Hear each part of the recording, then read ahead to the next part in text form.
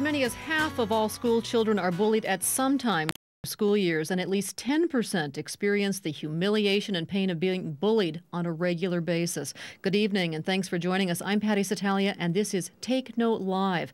Stand up to bullies. Well, bullying is certainly nothing new. It is only recently that it's drawn serious concern. We'll find out why and talk about the best ways to deal with bullying behavior. We'll also take your calls at 1-800-543-8242. Now let's meet our guest. Joining us in our studio is Dr. Jeffrey Parker. Dr. Parker is an associate professor of psychology at Penn State and an internationally known expert on bullying and peer relationships.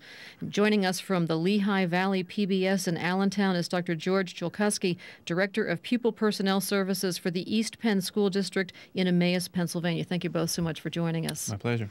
Now, bullying is described as the most underrated and enduring problems in schools worldwide, not just in the United States. And while it is certainly nothing new, it is only recently that we've begun to pay so much attention to it. Why? What accounts, Dr. Parker, for our suddenly change in attitude about bullying? Well, I think we've had a couple of decades now to begin to really appreciate the consequences of victimization and bullying for kids.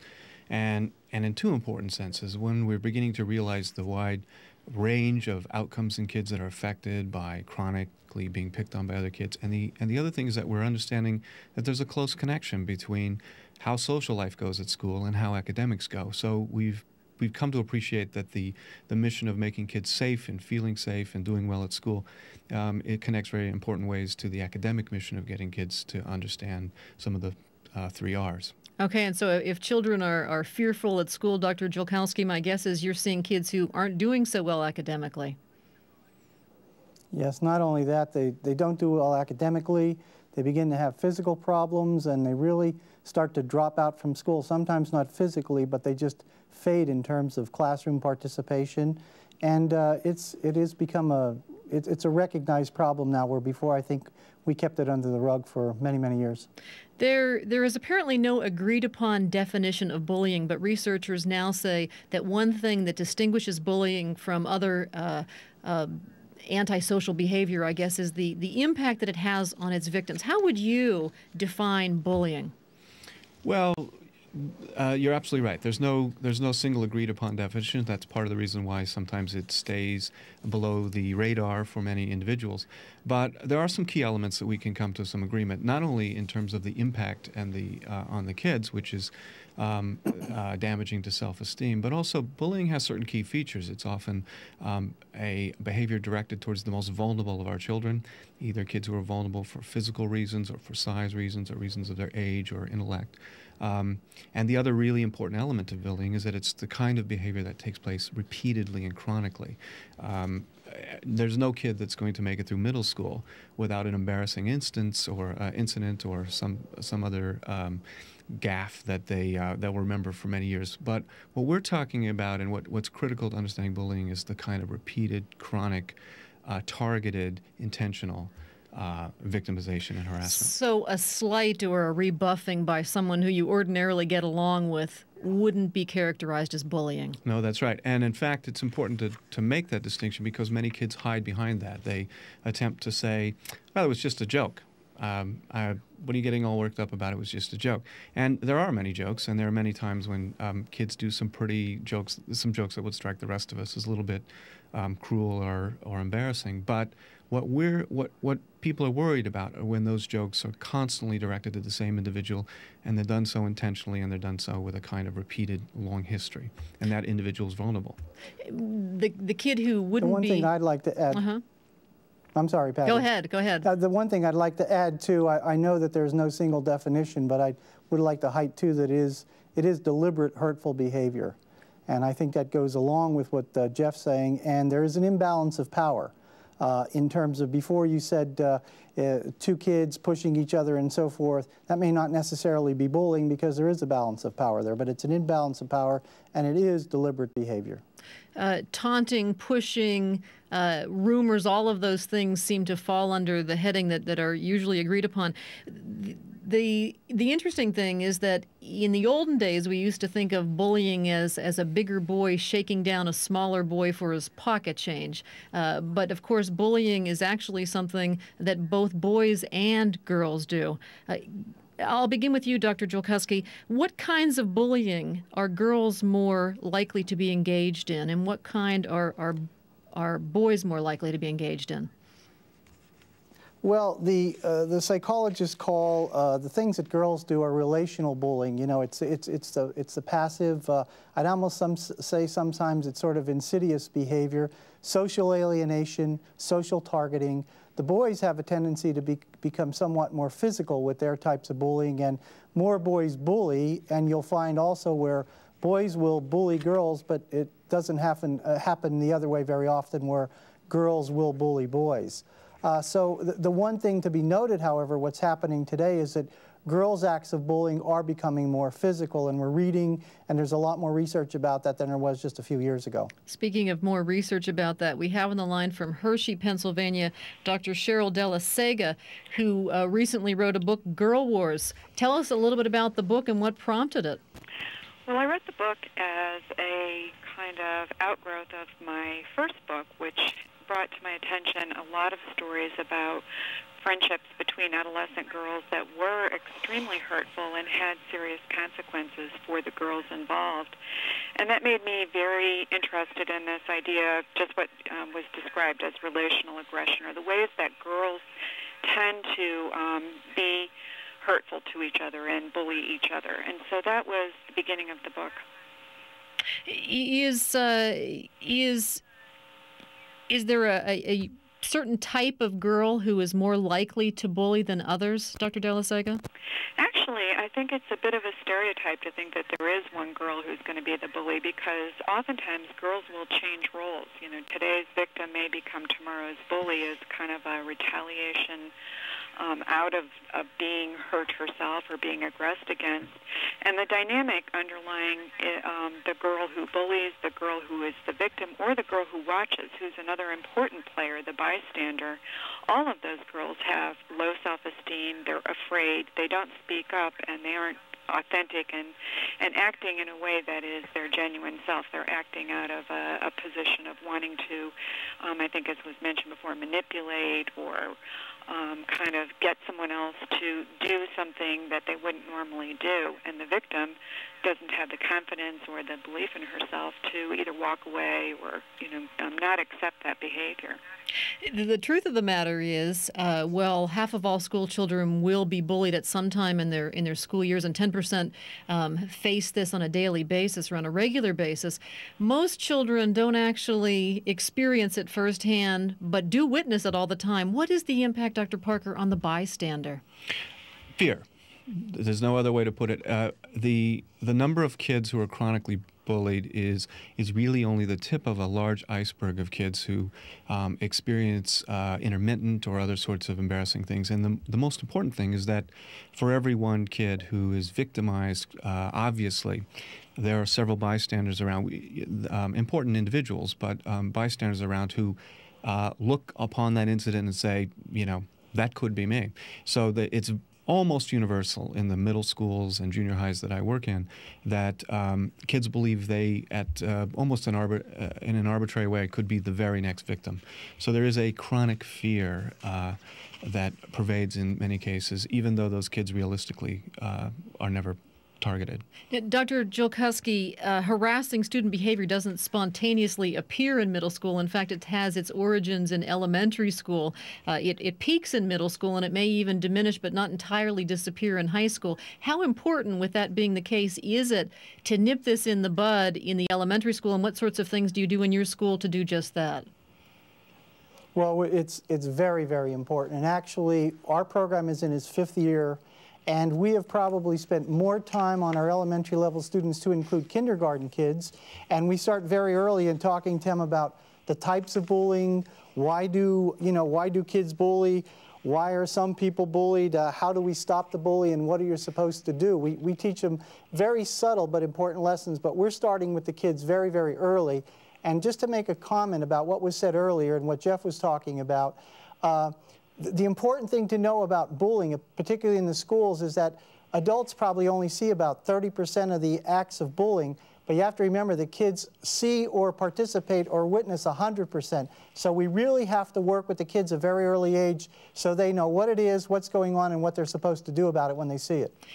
Dr. De La Sega, well, we still have you on the line.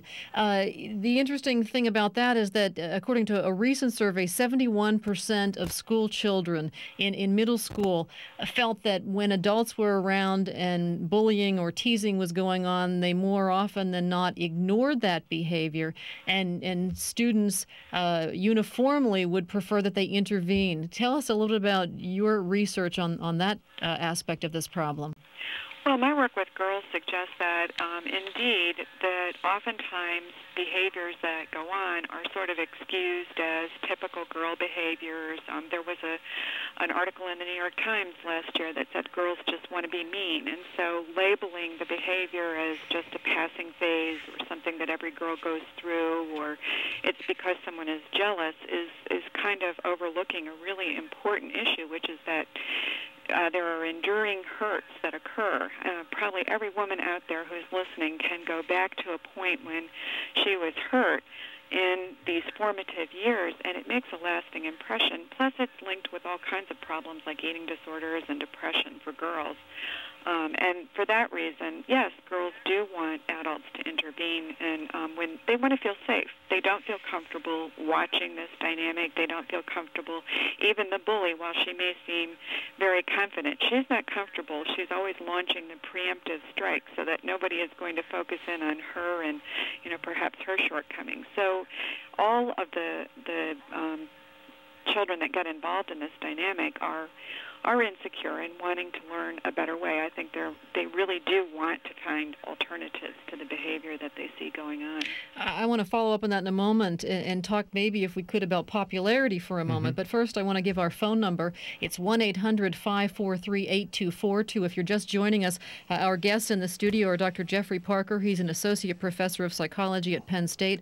Joining us from our station in the Lehigh Valley is Dr. George Jolkowski, director of Pupil Personnel Services at East Penn School District in Emmaus. And on the phone is Dr. De La Sega from Hershey. Her new book is Girl Wars. Let's talk a little about popularity. Sure. Could I actually return, though, to a quick point about Sure. the males and females? I think that there's a couple points to be made. As much as we are impressed and about the difference between boys and girls and the various ways in which they find creative ways, as it were, to humiliate and harm one another. The key thing is that I think that the take-home message from all of this is that there are many ways for kids to feel vulnerable. Some of those deal with sort of physical welfare, and as kids get older, the threats to physical welfare normally subside a bit, even among boys. But both boys and girls, and especially girls, have other threats, and those include things like their threats to self-esteem or their threat to their social relationships. So as much as we get interested in the differences between boys and girls, we have to be on the lookout for all kinds of ways in which kids are vulnerable and all of the creative, as it were, ways in which kids find to exploit that. A girl can ruin your reputation. Absolutely. And that has dire consequences, right. Especially when you're in an environment. We talked about this once before, right. Dr. Parker, where a student, a child, doesn't have the luxury that an adult has. They can't quit this job and go to another one because the workplace is a hostile environment. That's right. These kids are stuck there, and we have to think about the kinds of vulnerabilities they bring to it. And both boys and girls feel vulnerable around their sense of self, their self-presentation, their friendships, and so on.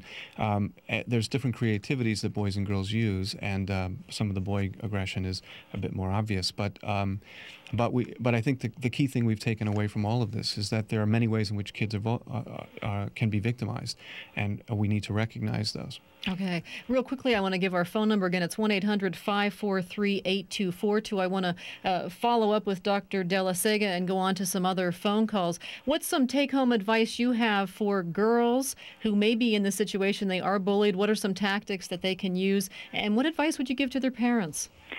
Well, I try and really work with both, with all three, the bully, the victim, and the bystander. And the bystander is the one that has a lot of power to intervene. They're usually, as was said earlier, there are usually more of them than there is a bully or a victim. But if I'm working with a victim and she's talking about, these situations happening, the first thing, and this works for parents too, is to really get the child talking, and it would be appropriate for boys as well, to really get the child talking, not just that you're listening, but that you're coaching them to give you the details, to remember the specifics, to talk about what was said, what was done, who was there, how did you react, and to kind of get them processing, because adolescents can be very emotional and very, reacting to things in a way that is very dramatic, and sometimes just telling the story can release a lot of that feeling that they have around it. And then the thing to do is to empower them to look at the situation and see what could be changed. And I'm talking about early on, not a kid that has been targeted and targeted and targeted. I'm talking about the kids that are coming home. It's early in the school year and they're having things happen. Trying to empower them, okay, what could you have done differently? What will you do tomorrow when you go into school if this might happen again? When you see these children again, what will you say? So maybe practice some responses, because the bully, after all, is after a response. Right. And then identifying alternatives. And I always like for every child to be able to identify a safe place and a safe person in their school where they can go for help, and they know that there's always going to be, some safety there for them. Okay. Thanks so much for your call. We go now to Josephine from State College. Go ahead, Josephine. You're on the air.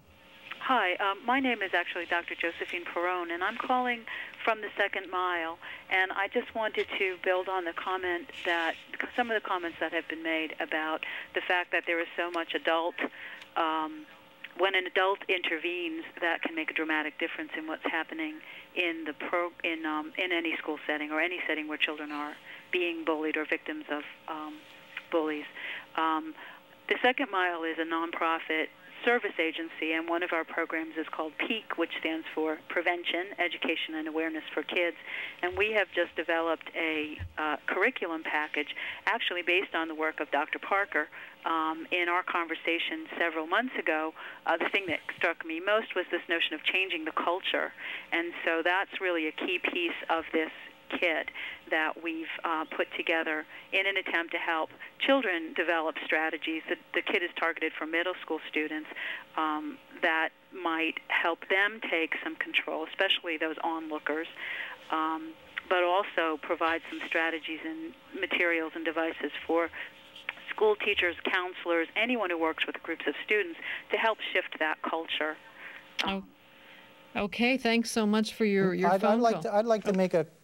May I make a comment, Patty? Please do. Because our program now, again in its 5th year, what we have been trying to do is change the culture. We've been trying to change this from the inside out. And in terms of changing the culture, that's why all the kids have to learn about what is acceptable and what is not acceptable behavior. They have to be taught about reporting. They have to be taught about going to adults and so forth. Kids can't work this out by themselves, but since kids see all this, they have to learn a level of acceptance. And I can tell you that we've decreased bullying by about 28%, and we have a lot more reporting.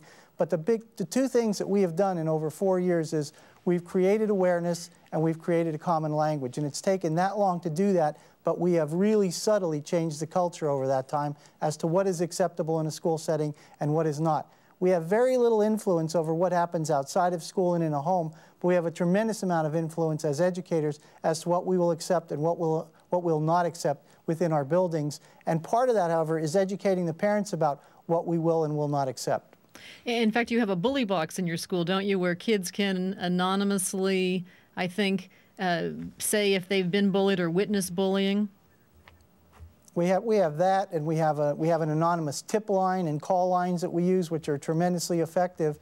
And people have to know that whenever something happens, we're going to take it seriously and we're going to act upon it. If you don't act upon it, that just absolutely gives credence to whatever the acts are or whatever the situations are. And in fact, I want to follow up on that in just a moment. But first, we're at 1-800-543-8242. If you have a question, if you're a victim of bullying or have a child who bullies or is bullied, give us a call this evening and talk with us. We go now to Susan from State College. Go ahead, please, Susan. Hello.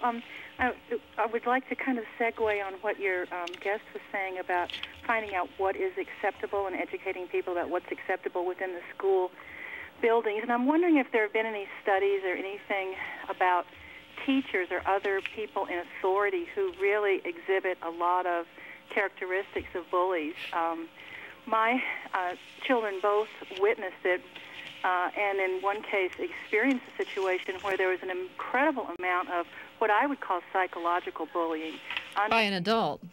By an adult, yes, under the guise of toughening up and preparing children for stress, when in actuality, I believe it was a very serious case of bullying, and it happens, I think, more than our children tell us when it's going on, because they're afraid to be thought of as weak or soft or not being able to take it. It doesn't just happen in sports, although that's a big area. Okay, let's get Dr. Parker. Yeah, let me jump in here. I want to underscore a couple of things. There's been some really terrific points made.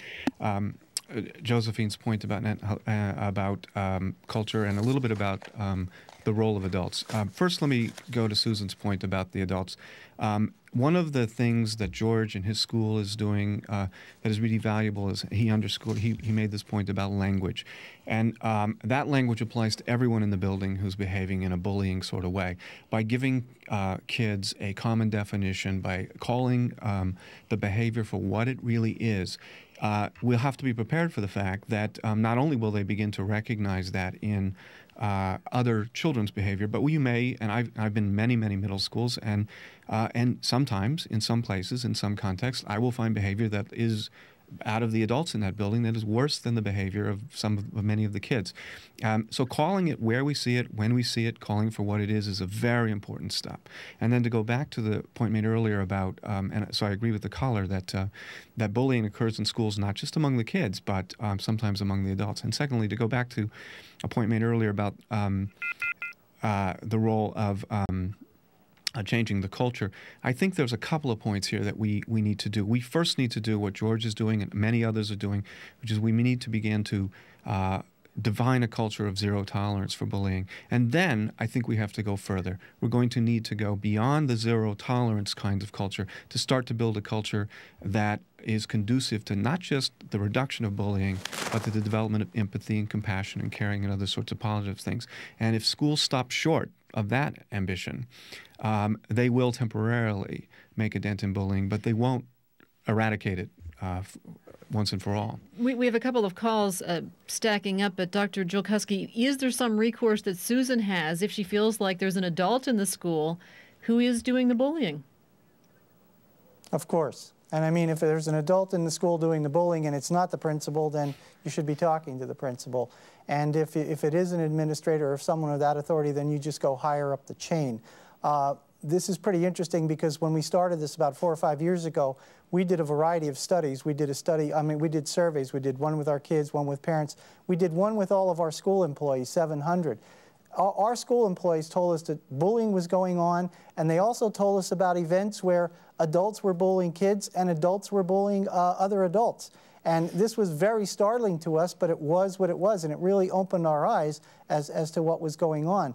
So when we began the program, and we didn't start with the kids, we started with the adults, the cafeteria workers, the bus drivers, the aides, and obviously the teachers and the administrators. That's where we started with definition of bullying, who are the bullies, who are the victims, and the interventions.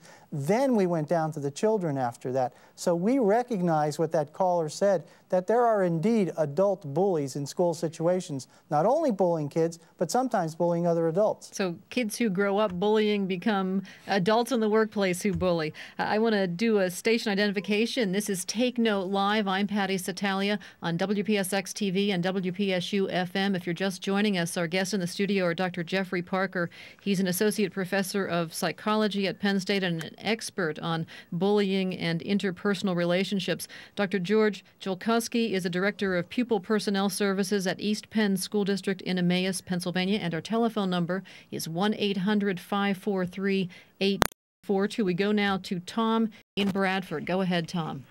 Good evening, everybody. I probably don't have a popular opinion in this circle, but I will agree that bullying does exist. My interpretation is, genuine meanness, physical harm. But everything that is being discussed tonight seems like it's way too pedantic. the children need to grow some bones and deal with the day-to-day challenges that they face. The world is not a soft and fuzzy place. They're going to meet challenges that they need to overcome, and it seems like we're raising a generation of spineless emotional cripples. And well, you make an excellent point, but we did distinguish, I think, between normal everyday rebuffing that kids do need to develop a thick skin against. Can you comment on it, Dr. Parker? Sure, I'd be happy to. I mean, this is these are important points to consider. First, let's go back to the point that often these situations are patently unfair situations. The bullying that's taking place, growing thick skin is something all kids need to develop, but we don't need to hothouse kids and put them into situations in which the fight isn't fair, as it were.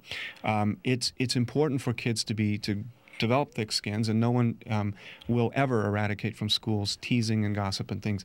What we're trying to do is level the playing field so that these things happen periodically and occasionally, and that kids have an opportunity to respond in an effective way to them.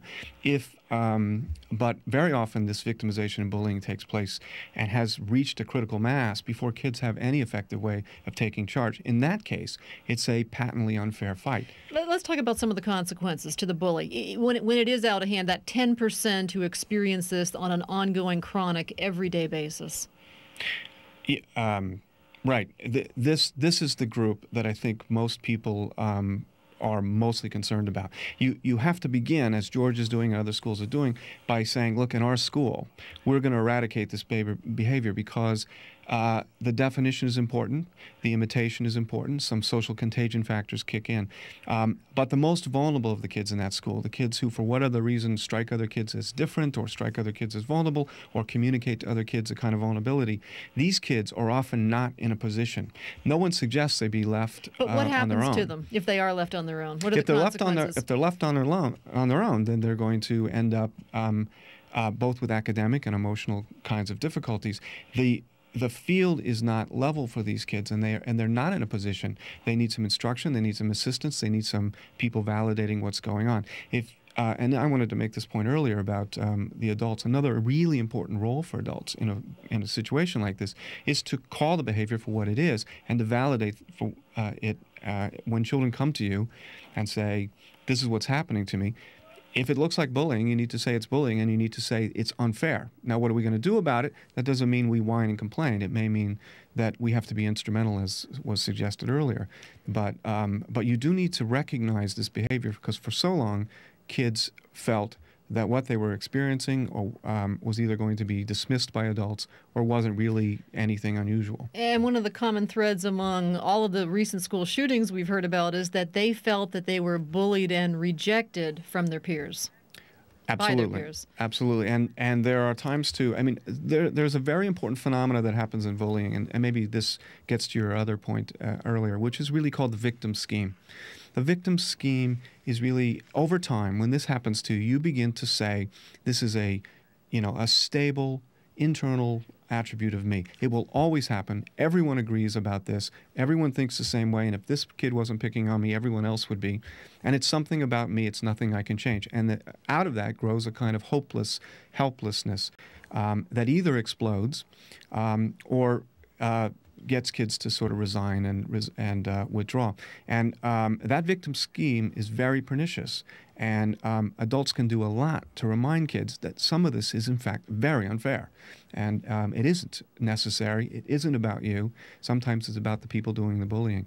And those words are really critical. Okay. Our telephone number is 1-800-543-8242. I'm going to take this phone call and then go to you, Dr. Jolkowski. We have Walter from Warren. Go ahead, please, Walter. First of all, let me turn down the mute on the television. I find your discussion fascinating. I've been a nuisance on the call-in programs, I must confess. And let me get to the point. I was wondering about a matter of definitions. What's the difference between bullying and social dominance? I mean, how much of the, quote, bullying is actually a social game to express political and social sovereignty over others in the same political group? Interesting. Dr. Jolkowski, can you field that question? Well, I think we're getting back to definitions again. And I think that we have to think about whether it's social dominance or whether it's for gain. I don't know if that's the point as much as, is it deliberate, is it hurtful, is it repetitive, and are people doing this purposely just to hurt other people? If people are doing this to have social gain, I'm not quite sure. There could be some alienation, and it could be more of what goes on sometimes with females. However, it still has to be couched again. Are you deliberately trying to hurt someone else? Is this happening over a very, in a consistent pattern? But really, he's sort of talking about this whole popularity issue, too. Does bullying help me gain popularity within my school, even if the result really is that I'm sort of infamous and not necessarily well-liked? Mm-hmm. Right. Part of what needs to be part of the dialogue on bullying is that there are many reasons why it occurs. Any attempt to eradicate or address bullying in any single way is doomed to failure. Some kids need actual social skills coaching and education about particular how to manage their behavior, how to manage their aggression, whereas victims how to manage their presentation to other kids. Other kids bully for social dominance reasons, for reasons of stature, for what we call group promotion, and so on. There are lots of reasons for why bullying takes place. Giving a common definition is a really important first step. Beyond that, we need to look at the reward structures of our schools. We need to look at the depersonalization sometimes. In some very large schools, there's a kind of depersonalization that takes place that makes it possible for groups to come to the conclusion that my group, the promotion of my group or the promotion of solidarity in my group depends on the deprecation of other individuals. And I once was talking to some teenagers about gossip, and and they were talking about, well, everybody gossips, and I absolutely agree. Everyone gossips, and I myself have done studies that have shown everyone gossips, but everyone doesn't gossip about the same individual every time, and always and to underscore Joyce's point, and with the same intent of humiliating and debasing that person. When those begin to creep into these otherwise normal processes, they become problematic, extremely problematic. In your school, Dr. Julkowski, do you see bullying more as an individual activity or as a group activity? I would say that is very evenly split depending on the age of the kids. We seem to have more group activities as we move up the ladder, where it's very important to be socially accepted.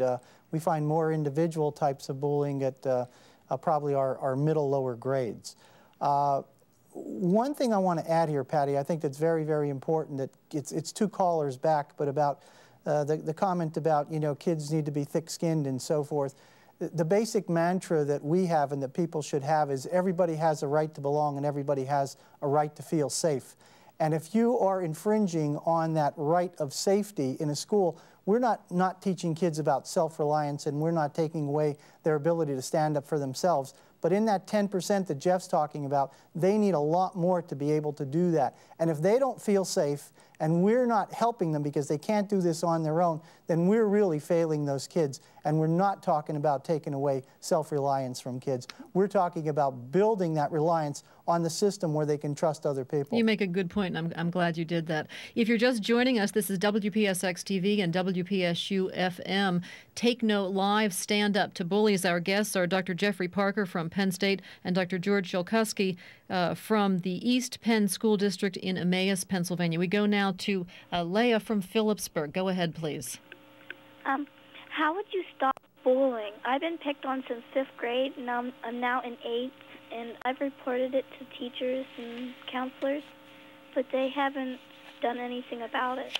And this is a daily occurrence. Dr. Julkowski, can you field this for us? Well, yes, because, to re-emphasize my point that I talked about before, kids can't do this on their own, and what Leah is doing is what she's supposed to be doing. She's supposed to be going to counselors, she's supposed to be going to teachers. I would recommend, if Leah is not having the satisfaction or getting satisfaction, she with her parents should approach administration and talk to them about what's going on. They should emphasize Leah's confidentiality, her ability to do this without further threats and so forth, and someone has to come forward, but they have to keep attempting to go into the system and find some help. And again, I would emphasize, if it doesn't happen at that lower level, they should be with the principal or even higher level administration. But here we are talking with an 8th grader who's been enduring this for 3 years, Dr. Parker. So Right. obviously someone has dropped the ball and not done what they need to for her. It's not uncommon in certain contexts for people to drop the ball. But Leah, what you need to do is keep telling people, never give up, because it is unfair. What happens to you is unfair, and you need to go to the right adults and find those adults who understand your plight and will address it. But you can't, you know, if the first 3 adults ignore it, you go to a 4th. Can you tell us a little bit about what happens to you in school? Well, I get teased about my clothes, and they always pick on me because I'm different, and I'm not really sure what to do about it. And what do your parents or your mother or someone at home, what do they say you ought to do? They say I should stand up for myself, which I've been doing. And when you stand up to these kids who are teasing, what's the result? They just laugh at me. Again, Leah, do you have a group of kids that you hang around with? Yeah, I do. Okay, well, you should stay with those friends. And you should, when you're with those friends, you should encourage to do the things that your parents have talked to you about. You should act confident. You should be telling them to stop it. And you should always try to travel in that group. And as Dr. Parker has just told you, you can never give up on this. You just have to keep going, approaching the adults. And I would ask for your parents to help you with that situation. And I want to underscore what George said as well. One of the most important things you can do is rely on your friends if you have a group of friends, and when people are bullying you, you should defend yourself, and then you should. But not physically. No, but you should tell people what's happening, and you should label the behavior for what it is, and you know, don't be overly ambitious. Begin with your friends. Find some people who understand your plight, some people who will listen to you, who are your friends, and start there. Start small. Make your life a little bit better with a few friends in your circle, and from there we'll grow it outward. The good news is that bullying peaks in middle school. So she's in that tough 8th grade where reportedly 7% of middle schoolers miss school because they're fearful of going to school and confronting this sort of thing. But this does seem to get better as kids mature and enter high school, although it doesn't completely disappear. So is there some hope in that as well, Dr. Parker? Well, yes. Obviously, I have talked to lots of individuals like Leah who are being picked on and victimized and bullied, and I know that it's not very. There's not much comfort in saying that it'll get better, but the truth is, those of us who watch kids grow and who work with this understand a little bit about that some of this will improve, but it shouldn't be left to its own devices. Leah's plight is an immediate issue right now. It's clear that it's been going on for some time, and as much as I'd like to just tell her, just hang in there, in a few years it'll be better, and as much as I understand that there's some truth to that, to ask Leah to sit and wait for a couple of more years for it is unfair. Okay, Leah, best of luck to you. I hope you find that right person in your school or someplace in the environment who can make things a little bit better. We go now to Lynn. You're on the air. Hi. I just had a comment and a small question. My daughter went through just exactly what Leah went through, and we did do all the things that we should have done. Speaking with the administration, helping our daughter, trying to give her coping skills to the point where we actually took her to a psychologist over it. We ended up, after a year of her first year of middle school, after a year with no results, and the kids continuing to bully in a middle school with a population of 700 plus, we ended up moving her to another district where now we pay tuition and have to transport her. My question to you is, do you think we made the right decision? I do want to say that it's a smaller school, smaller classroom, tiny little village. She's coping well and doing well, but I just wonder if we made the right decision by moving her. Did we set a good example, or I guess that's about it. Well, it's interesting what you're asking, and this is something we talked earlier, Dr. Parker, that parent allowed this child in this situation to reinvent themselves. There's no history, and when should that be done? Well, there are times when people ask this question of me frequently, and there are times when I suggest that a change of environment is an appropriate step. But I wouldn't want to confuse the issue and say that in and of itself, simply moving your child is going to solve the problem. So if you're prepared to move the child as you have done, you also should be prepared to look very seriously at the issue. What role did your child play in the bullying in the first place? It may be none, but it's also possible that they had some role in the bullying, and too, because you need to look at the role, you need to look at the school, you look at a variety of factors. Moving the child can be appropriate under certain circumstances, but moving the child and getting the child picked on a second time is worse than the first. Okay. Dr. Julkowski, in your experience, can kids sometimes unwittingly, although no child deserves to be bullied, but can a child unwittingly invite that kind of treatment from their peers? Absolutely. There are two different types of bullying that we know about, and there are some that are characterized as proactive, and sometimes these kids unfortunately bring this upon themselves. Because it's almost this futile fighting back, and they don't know what else to do, so they make the situation worse and they exacerbate the situation. So yes, there are kids who sort of inadvertently bring this upon themselves in terms of their own actions, and most of this is because they lack the social skills and the keen sense of what not to do in a situation. They usually do the wrong thing and really worsen bullying situations. Okay, our telephone number is 1-800-543-8242. We're on WPSX TV and WPSU FM. In the studio with me is Dr. Jeffrey Parker from Penn State, and joining us from Emmaus, Pennsylvania is Dr. George Julkowski. We go now to Lisa from State College. Go ahead, please, Lisa. I was challenged to bring this down to one narrow question, but our daughter is in the middle school, and I guess since the sixth grade in particular, there was one main individual, another female, who would taunt and tease, and always with a group of friends, and basically. At the time, when we would talk about, going to the counselor or what she wanted to do about that, she didn't want to go to the counselor because she said that doesn't usually really help because, we come in, they talk about it, and, and it can just get worse because now they think you're weak because you went to the counselor, and it just makes it worse. So I spent a lot of time, again, on how to react, how to think about it, and one of my questions was, and it still has occurred, although it doesn't occur on a daily basis, and it doesn't appear as though there's a difference in power. You follow what I'm saying? Mm-hmm. But since going to the counselor, your daughter's life is a little better?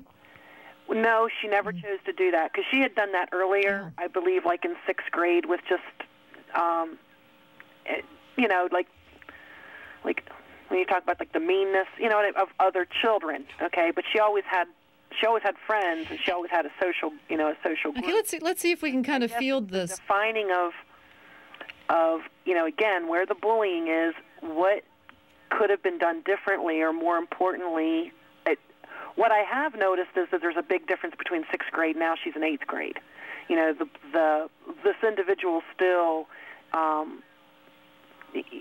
I think tries to push her buttons. Okay. And this is a well-known bully. Is your daughter one of many kids who's victimized by this one particular child who's followed her from 6th through 8th grade? I'm not sure. Hold on a second. Okay. Khadija. Okay, yeah, she's a bully. Okay, go ahead, Dr. Parker. Well, first, let me just say, this is really not in your specific instance, but something you said triggered this comment, and I wanted to make this point earlier. One of the worst things we can do to kids like Leah and Lisa's daughter and so on is have our responses to bullying be half-hearted. I think that when I talk to teens, and when I talk to schools, I sometimes say, if you're going to put a fire alarm in your building, and this is a fire alarm for bullying, when the kids pull that fire alarm, it better send the bell off, and a fire rescue squad ought to show up. And it's very disheartening for kids to muster the courage, and it's a very courageous act to do, to muster the courage and go speak to an adult or speak to a peer or speak to someone else and say, this is happening to me, this is what I think it looks like, and so on. And then to have those acts, those things sort of only ignored. Go halfway. So if you put a fire alarm in your building, then I want to see, then buildings really ought to respond. So the fact that she's, and part of that was in the caller's point, that sometimes that apparently this has been reported before and people have noticed it and commented on it, but the response isn't completely forthcoming. And I just can't underscore enough for those people who work in these settings that it's very important for people to react. If a kid comes up and says something, teachers can't say, well, Johnny, stop it, and then turn away and never check back and never say, did it stop? Did it not? Did it quit happening? The bully needs to know there are consequences. The consequences have to follow, and the victim has to understand that if I take the courageous step, people will follow through. There's a safety net. And the other, well, go ahead. What, Dr. Jolkowski, are the consequences at your school? If you have identified a bully and you know what he or she has done is bullying, what happens to them? Well, I think that part of it in our school district follows any kind of regular disciplinary code. We work with the students, we may be working with the parents, we may write action plans, which we started to do with bullying behavior. A kid may have to do it by himself. He may have to agree with it with his counselor. His parents may have to come in and develop an action plan if we have chronic bullying. But it very much follows the regular discipline code. The whole thing about working with the bully is don't forget about the victim. So many people just walk away and Billy's the bully and we're going to work on Billy and don't forget about the victim. The one thing that I have to say to this caller, I was having face burst over here because I wanted to say this, but if there's nothing else that you can't take away from this, from my point of view today, is that kids can't work this out by themselves. They can't work this out by themselves. So if a parent has reluctance to go to a school authority or to talk to someone about this, they may not be doing the best thing for their child, even with the child saying, don't do it, because they need this assistance. And this assistance may be bringing in a group of kids, it may be not a confrontation, but working with the bully, especially if we have a chronic bully, it sounds like here. Someone has to be made aware of this, or else there's not going to be any disciplinary code, nothing's going to kick in, and this problem perpetuates itself, and the bully gets stronger because no one's done anything about it. What ultimately happens to this bullying? We've talked about how we worry about the victim in terms of social and emotional development and also academic decline in academic performance. But what are the consequences, Dr. Jolkowski, if we ignore this bully, let them go into adulthood as bullies? Well, the statistics are something that probably Jeffrey would know much better than I, but I know by age 24 for chronic bullies, probably 50% of them have some dealings with the criminal justice system. It just goes unchecked. We have reinforced them, we have built them up, and Billy a bully we've established him as such, and that's what he goes on to be. So if we don't do anything with these kids, most of them, half of them will probably end up in the criminal justice system. That's the chronic bullies. Absolutely, George said it well. There is a chronicity to bullying behavior, and a sort of continuity to it that earlier the comment was made, I think George made, that he was beginning at the elementary. You really need to intercede earlier. And just to add one last point to it, a lot of bullies are themselves victims, about half. And so in addition to thinking about the consequences of unchecked aggression and conduct problems for these kids, we also have to think about the consequences for many of these kids of a history of being victimized themselves. Okay, our telephone number is 1-800-543-8242. We go now to Keith in State College. Go ahead, please. Good evening. Patty, I hope you don't mind. I'm going to change my question because it was sort of answered in the midst of another question. But I was wondering about the rates of bullying in, let's say, parochial schools versus public schools, where in a parochial school one would ostensibly assume that there is some teaching regarding civility and kind of a moral code of ethics, things like that. Is there any research that sort of gets at that? Interesting question. And secondly, and very different, okay, what differentiates females who engage in physical bullying behavior versus those that engage in non-aggressive. Psychological bullying. Okay. Yeah, what differentiates them. Okay, and I'll hang up and listen. Okay. Thanks so much for your call. Parochial schools. Parochial schools, yes, thank you. Let me make a pitch here about the whole problem of understanding bullying, which is we don't take enough time in our schools to measure this phenomena. To get reliable numbers on this, we would have to take the pulse of our schools, the same way we measure and quantify our schools and all other measures of and yardsticks of academic performance. We don't normally in schools collect the kind of data we would need to answer that question. And one take-home message from today may be that schools ought to be thinking more seriously about how they assess how things are doing on the social front along with the academic markers. Having said that, what we do know about this is that bullying really crosses almost every line. Rural schools, large schools, urban schools, small schools. And a number of my colleagues are doing research in parochial schools. And though they haven't undertaken rigorous tests of differences, I can tell you that working in those schools, they're still finding many bullying behaviors and many victimized children. So even when there's a lot of emphasis on the golden rule and those sorts of things are embedded into because the often kids curriculum. don't make the translation between generalized values and specific behavior like bullying. The value to programs like this, and I wanted to underscore the Second Miles approach and the approach that George is doing, the value to these is that they're beginning to talk specifically about this behavior, and kids can make that translation. They can say, this is what I'm seeing, this is what I'm experiencing, this is what I'm doing. They have measured it at the East Penn School. I mean, they know that there's been a 28% some schools, decline. absolutely, and those are very notable for doing that. Let's get back to the second part of his question, which was I'm sorry. Okay, go ahead, George. Go ahead. I just wanted to say about the measurement, which is very important. We have about 4 or 5 years of data now. I'd like to share it with you sometime, Jeff, but we measure our kids K-8. So we get stuff from the kids, but we have surveys we've done with the parents, and we have surveys that we've done with the staff. So we're trying to get a community perspective, we try to get a staff perspective and a student perspective.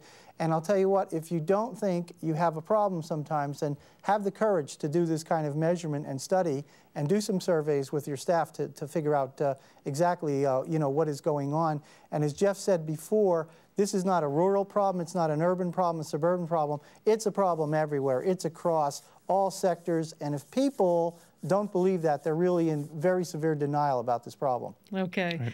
Let's go back to our caller's question about psychological versus physical violence, or not violence rather, but bullying with regard to girls. Well, generally speaking, after kids get a little older, middle school age and beyond, any physical aggression, both by boys and girls, is usually a reflection of a long history of a overlearned response to anger and other sorts of things, as well as a kind of behavioral management problem.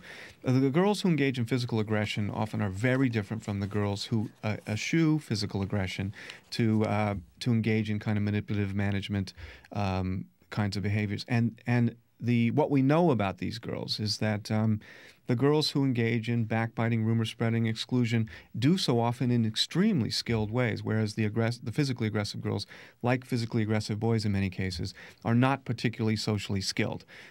These other girls are. In fact, in one study I'm aware of, there weren't any very popular girls who ever engaged in physical aggression, despite being very good at the kind of subtle social exclusion. And the key here is accountability. If you exclude kids by spreading rumors or leaving them out of things, you have deniability. You can say, I wasn't doing anything. I didn't intend to do anything. She misinterpreted what I say. But when you hit someone, especially if you're a middle schooler, it's pretty hard to not be held accountable for that. And the smart kids and the skilled kids catch on to that relatively quickly. Okay, thanks for that answer. Our telephone number is 1-800-543-8242. We go now to Steve in State College. Steve, go ahead, please. Yes, I've sort of changed my question since I've been listening, but so much of what your experts are talking about seems to blame the victim, remove the victim from the situation, rather than look at the victim themselves. And I just want to talk about an experience of mine much longer than any of you have probably been alive. I guess I was bullied in probably the 5th or 6th grade. After a good period of time of this, one afternoon my cousin and I dealt with the bully. He never bothered me again. What's wrong with that? You Dr. don't talk Jolkowski? about that issue anymore. It's always a bureaucratic approach. Okay, Dr. Jolkowski?